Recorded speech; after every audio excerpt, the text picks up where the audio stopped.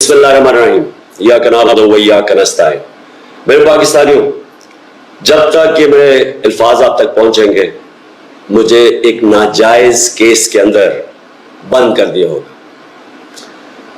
इससे एक चीज आप सबको वाज़ेह हो जानी चाहिए कि पाकिस्तान में जो फंडामेंटल राइट्स हैं, जो हमारे आइन हमें हुकूक देता है, जो जमहूरियत है, वो दफन हो चुकी है।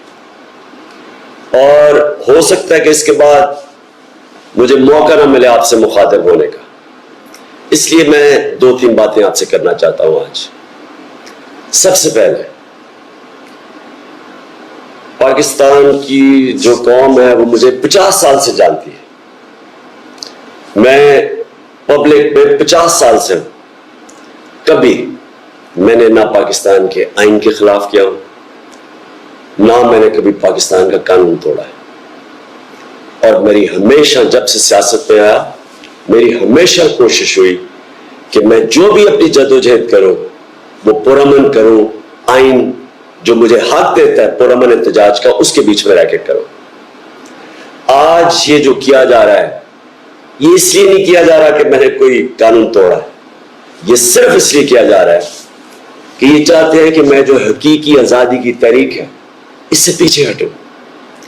और ये इसलिए किया जा रहा है कि ये करप्ट चोरों का टोला, इंपोर्टेड हुकूमत जो हमारे ऊपर मुसल्लत की गई है, ये चाहते हैं कि मैं उसको कबूल कर लूं।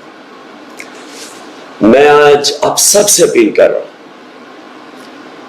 कि आपको अपने हकूक के लिए, अपनी हकीकी आजादी के लिए सबको निकलना पड़ेगा। कभी भी किसी कौम को प्लेट में आजादी नहीं पकड़ाई जाती। आजादी के लिए जद्दोजहद करनी पड़ती है, जहाद करनी पड़ती है, मेहनत करनी पड़ती है, और वही कौम फिर उसको अल्लाह तोहफा देता है आजादी का। ये वक्त आ गया है कि आप सब अपने हुकूक के लिए निकलें।